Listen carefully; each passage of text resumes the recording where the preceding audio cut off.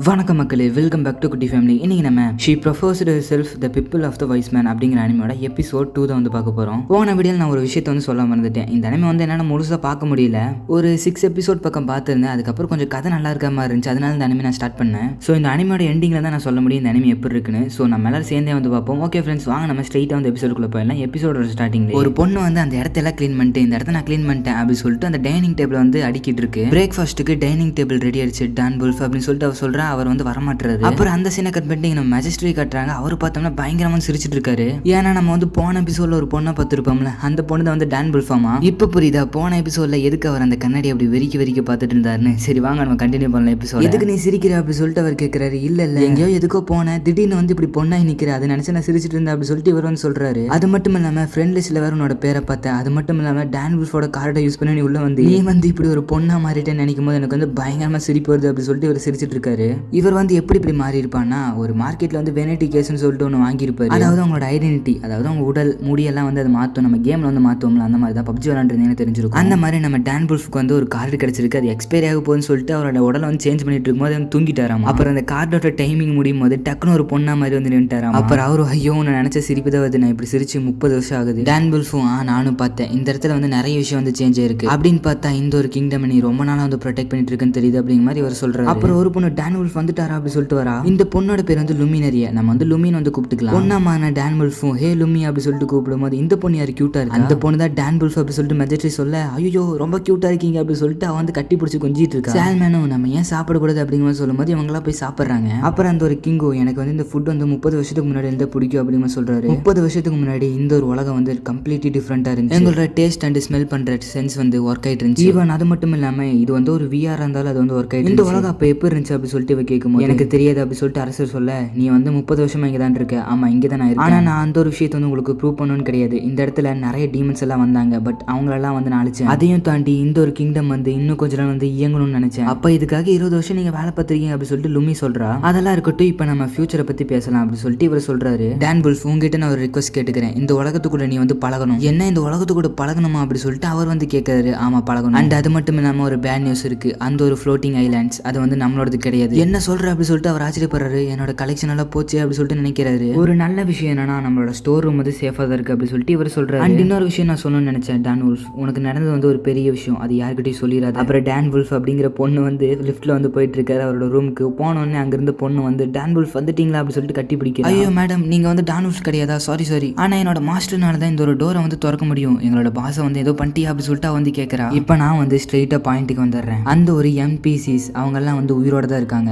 எம்பிசிஸ்னா என்ன அப்படி சொல்லிட்டு அவங்களால சந்தோஷமாவும் இருக்க முடியும், சோகமாவும் இருக்க முடியும். அவங்க வந்து நம்மள மாதிரி தான். அந்த மாதிரி யாராச்சும் மீட் பண்ண சொல்லுங்க அப்படி சொல்லிட்டு இவர் சொல்றாரு. ஆமா இவ வந்து இதுக்கு முன்னாடி இப்படி எல்லாம் நடந்துகிட்டதே கிடையாது அப்படி சொல்லிட்டு டான் வுல்ஃப் வந்து யோசிக்கிறாரு. அந்த பொண்ணும் யார் நீ அப்படி சொல்லிட்டு டான் வுல்ஃப் பத்தி கேட்க அவர் வந்து நான் வந்து டான் வுல்ஃப் அப்படின்னு சொல்ல அவர் ஒரு ஃபிளாஷ்பேக் மறுபடியும் காட்டுறாங்க. நீ வந்து டான் வுல்ஃப் அப்படிங்கிறத வந்து சீக்கிரட்டாவே வச்சுக்கோ, ஏன்னா மற்ற கிங்டம்ல இருக்கிறவங்க எல்லாம் இந்த ஒரு விஷயத்தை வந்து சீரியஸா கொண்டு போயிருவாங்க அப்படி சொல்லிட்டு இவர் சொல்லிட்டு இருக்கா. இவங்க எல்லாம் அதை பத்தி சொல்லாத அப்படின்னால இவ்வளவு வந்து நான் வந்து டான் வுல்ஃபோட பிப்பிள் அப்படின்னு சொல்லிடுறேன். பிப்பிள் என்னன்னு தெரியும் நினைக்கிறேன் உங்களுக்கு, அப்படி தெரியாதவங்களுக்கு சொல்றேன். நம்மளோட டான் வுல்ஃபோட ஸ்டூடெண்ட் அப்படிங்கிற மாதிரி வந்து சொல்றேன். அவளும் நான் தான் வந்து டான் வுல்ஃபோட ஸ்டூடெண்ட் மீரா அப்படின்னு சொல்லிட்டு சொல்றாரு. அப்புறம் அந்த ஒரு பொண்ணு எது டான் வுல்ஃபுக்கு வந்து ஸ்டூடெண்ட் எல்லாம் இருக்காங்களா, ஆமா அவருக்கு வந்து இருக்காங்க, அது நான் தான். அது மட்டும் இல்லாம அவரால் வர முடியாது. அவர் வந்து மிஸ்டிக் அப்படிங்கிற இடத்துல பீஸ்ட் எல்லாம் இருக்கும், அந்த பீஸ்ட் எல்லாம் அழிச்சு ஒரு ஸ்பிரிட்டை வந்து எடுத்துக்கலாம் அப்படி சொல்லிட்டு அவர் போயிருக்காரு. அவர் வரதுக்கு வந்து கொஞ்சம் லேட் ஆகும் அப்படி சொல்லிட்டு இவர் சொல்றா. நீ வந்து எதுக்கும் கவலைப்படாத, உன்னை பத்தி அவர் வந்து என்கிட்ட நிறைய விஷயத்த சொல்லியிருக்காரு. இந்த ஒரு இடத்த 30 வருஷமா நீ தான் பார்த்துட்டு இருக்கிறியாமே கேள்விப்பட்ட. அது மட்டும் இல்லாம நீ வந்து அவரோட இன்னொரு பாதியாம உன் கூட இருக்கிறதுல நான் வந்து ரொம்பவே சந்தோஷப்படுறேன் மரீனா அப்படி சொல்லிட்டு நம்ம ஹீரோன் சொல்லும் போது அந்த பொண்ணு அழுதுகிட்டே நான் வந்து அவர் சொன்னது வந்து எதிர்பார்த்ததை விட அதிகமா இருக்கு, அவர் இப்படியெல்லாம் சொல்லணும்னு சொல்லிட்டு நான் வந்து 30 வருஷமா வெயிட் பண்ணிட்டு இருந்தேன் அப்படி சொல்லிட்டு இந்த பொண்ணு அழுக ஆரம்பிச்சிருது. அவ்வளோ நாள் நான் வந்து வெயிட் பண்ணது ஒர்த்து தான் அப்படி சொல்லிட்டு இந்த பொண்ணு சொல்லிட்டு இருக்கா. அவர் அந்த பொண்ணை வந்து தொடரான்னு போயிட்டு அப்புறம் வந்து கை எடுத்துட்டு இப்போ நான் பிளே பண்ணிட்டு இருக்க ரோல் வந்து ரொம்பவே டிஃப்ரெண்டா இருக்கு அப்படி சொல்லிட்டு யோசிச்சுட்டு இருக்காரு. இது வலிக்குது பட் அது வேணாம் அப்படிங்கிற மாதிரி அவர் வந்து எதோ சொல்றாரு. அப்புறம் அந்த சீனை கட் பண்ணிட்டு டான் புல்ஃபை காட்டுறாங்க. நான் எவ்வளவு வந்து ட்ரை பண்ணிட்டேன், அது அவாய்ட் பண்ணவும் ட்ரை பண்ணிட்டேன், ஆனா என்னால சுத்தமா முடியல அப்படின்னு சொல்லிட்டு அவர் ரெஸ்ட் ரூம் வந்து அடக்கி வச்சிட்டு இருக்காரு. முடியல நான் உள்ள போய் அப்படி சொல்லிட்டு உள்ள போய் உட்காந்துக்கிறாரு. அப்பாடா இப்பதான் நல்லா இருக்கு. அப்புறம் இவளை வந்து பாத்ரூம்ல நடந்துச்சு தெரியுமா, அந்த ஒரு வார பத்தில யோசிச்சுட்டு இருக்கா. அந்த டைம்ல வந்து அந்த பொண்ணு டக்குன்னு உள்ள வந்துடுறா. உங்களை பத்தி நான் வெளியே கேள்விப்பட்டேன், அதெல்லாம் உண்மையா அப்படி சொல்லிட்டு இந்த பொண்ணு கேட்கும் போது அது ஒன்றும் கிடையாது, நான் கொஞ்சம் லூஸ் தனமா அர்த்தமே எல்லாம் பேசிட்டேன் அப்படி சொல்லிட்டு இவன் வந்து சொல்ல. அந்த பொண்ணு ஓ அப்படியே நீ மன்னிச்சிருங்க அப்படி சொல்லிட்டு கதவை சாத்திடுறா. இவ எதுக்கு இப்படி கவலைப்படுறாள் அப்படி சொல்லிட்டு இவன் நினைச்சிட்டு இருக்கா. மறுபடியும் அவ கதவு தந்துட்டு வரா. நான் தான் சொன்னேன் நான் கொஞ்சம் லூஸ் தானே பேசிட்டேன், அது விட்டு தரல அப்படி சொல்லும்போது அதெல்லாம் கிடையாது, ராயல் கேபிட்டல் இருந்து ஒரு மெசஞ்சர் வந்திருக்காரு, கிங் வந்து உங்களை பார்க்கணுமாமா. ஓ அப்படியா அப்படி சொல்லிட்டு இவ்வளவு வந்து போறாங்க. மீரா உன்னை நான் பார்த்ததுல ரொம்பவே சந்தோஷப்படுறேன். இப்போ நான் உன்னைய தனியாக கூப்பிட்டதுக்கு எனக்கு ஒரு காரணம் வந்து பக்கத்தில் அந்த பையனை சொல்றாரு. அந்த பையனும் வந்து இங்க நிறைய மான்ஸ்டர்ஸ் வந்து வந்திருக்கு. ஆமா 2 பேக் ஆஃப் மான்ஸ்டர்ஸ் வந்து வந்திருக்கு. டோட்டலா 800 மான்ஸ்டர்ஸ் வந்து நார்த் வெஸ்ட்ல வந்து இருக்கு. அண்ட் அது மட்டும் இல்லாம நார்த்ல இருக்கிற ஒரு பூ தோட்டம் இருக்குல்ல, அந்த இடத்துல வந்து 200 மான்ஸ்டர்ஸ் வந்து இருக்கு. அங்க இருக்கிற எல்லாமே லெசர் டீமன் அப்படின்னு சொல்லிட்டு நாங்க கன்ஃபார்ம் பண்ணிட்டோம். கிங்கும் அவங்க எல்லாத்தையும் ஒழிச்சு கட்டுற வேலையை உன் கையில நான் கொடுக்குறேன். பக்கத்துல இந்த 2 பேரும் மெஜஸ்ட்ரி இந்த மாதிரி ஒரு பொண்ணு கையில வந்து வேலையை கொடுக்குறீங்களா அப்படி சொல்லிட்டு அவங்க கேட்கறாங்க. அவ வந்து டேனியல்ஃபோட பியூப்பிள் தானே, நீங்க வந்து கண்டிப்பா நம்ம டேனியல்ஃபோட ஸ்டூடெண்டோட பவரை நீ வந்து எனக்கு ப்ரூவ் பண்ணணும் அப்படி சொல்லிட்டு இவர் சொல்லும்போது கன்ஃபார்ம் நான் ப்ரூவ் பண்றேன் மெஜஸ்ட்ரி அப்படி சொல்லிட்டு அவன் வந்து அப்படியே சிரிச்சுக்கிட்டே சொல்றா. அப்புறம் இவங்களும் இங்க இருந்து பீரங்கி எடுத்துட்டு சும்மா பறந்துட்டு இருக்காங்க. மீராவும் என்னடா இப்படி போறீங்க, பொண்ணுங்களா உட்காந்துருக்க, கொஞ்சம் மெதுவா போங்கடா. இல்ல இந்த மாதிரி கல்லுமுள்ளான ரோட்ல வந்து ஸ்பீடா போனதா இது வந்து கிராஸ் பண்ணி போக முடியும், என்னடா நீங்க பண்றீங்க அப்படி சொல்லிட்டு வந்து யோசிக்கிறா.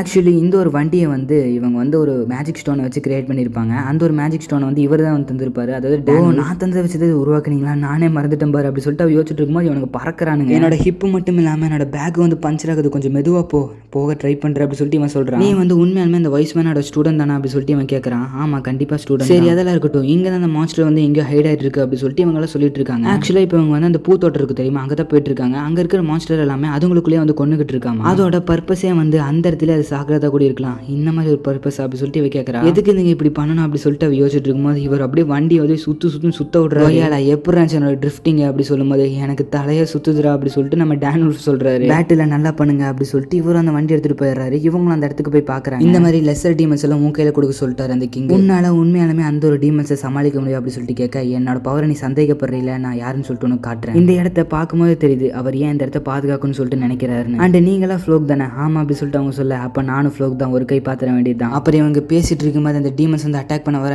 அந்த 2 பேர் வந்து டீமன்ஸ் வந்து பொழந்து கட்டிட்டு இருக்காங்க. அதுங்களும் காத்துல பறந்து வர அவனோட ஸ்வாட காத்துல வீசி அதுங்களெல்லாம் கொண்டு போட்டுறான். அப்புறம் நம்ம ஹீரோயின் அவங்க சண்டை போறதெல்லாம் பார்த்துட்டு எனிமியோட வெப்பன் வந்து கீழே போடுறதுக்காக ஒரு ஸ்பெல்லை வந்து யூஸ் பண்றாங்க. அதுக்கப்புறம் அவங்க ஸ்வாட யூஸ் பண்ணி இவங்க அழிக்கிறாங்க. உண்மையாலுமே இவங்க 2 பேரும் வந்து சூப்பரா சண்டை போடுறாங்க அப்படி சொல்லிட்டு இருக்கா. இப்போ ஏன் டர்ன் அப்படி சொல்லிட்டு மேல வந்து ஒரு டீமனை காட்டுறாங்க. அது வந்து ஏதோ ஒரு ஸ்டோன் மாதிரி வச்சிருக்கு. இந்த ஒரு ஸ்டோன் பெரிய பெரிய டீமன்ஸ் எல்லாம் சமன் பண்ணும். அது இப்போ என் கையில வேணும் அப்படி சொல்லிட்டு இவ போய் புடுங்கலான்னு போகும்போது அது வந்து ஒரு டீமனை சமன் பண்ணுது. அந்த டீமன் பாக்குறதுக்கு ஏதோ ஒரு பிராய்லர் கோழி மாதிரி இருக்கு. அண்ட் அது மட்டும் இல்லாம அதோட கண்ணை யூஸ் பண்ணி நம்ம வந்து அது ஸ்டோனை வந்து மாத்திருமாமா. அப்புறம் நம்ம மீராவும் பிளாக் நைட் அப்படிங்கிற ஒருத்தனை வந்து சமன் பண்ணி அதோட கண்ணை வந்து வெட்ட வைக்கிறா. இவனும் பிளாக் நைட்டை சமன் பண்ணோன்னே இவங்க வந்து ஆச்சரியப்படுறாங்க. அப்புறம் அந்த பிளாக் நைட் வந்து 2 வச்சு சேர்த்து அப்படியே வெட்டிடுது. இவன் வந்து ரொம்ப ஸ்ட்ராங்கா இருக்கா, நம்ம கிங் சொன்ன மாதிரி இவன் வந்து ஒருத்தர் தான் சொல்லிட்டு ப்ரூவ் பண்ணிட்டு இருக்கா அப்படி சொல்லிட்டு இவங்க சொல்லிட்டு இருக்காங்க. அப்புறம் அப்படி அந்த கொக்கர்கோ கோழியை கட்டுறாங்க. அது வந்து மறுபடியும் ரீக்ரியேட் ஆகுது. ஆனா இந்த தடவை அது வந்து ஒரு லெஜெண்டரி பீஸ்டா வந்து மாறிடுச்சு. இவங்க நினைச்சதை விட அந்த ஒரு லெஜெண்டரி பீஸ்ட் வந்து செம்ம பவர்ஃபுல்லா இருக்கு. நம்ம ஹீரோனால ஒன்றும் பண்ண முடியல. இதை டீல் பண்ணணும்னா நம்மளுக்கு இன்னும் பெரிய ஸ்ட்ராங்கரா ஏதோ ஒன்று வேணும் அப்படி சொல்லிட்டு யோசிச்சுட்டு இருக்கும்போது அந்த ஸ்டோன் வந்து பாக்குறா.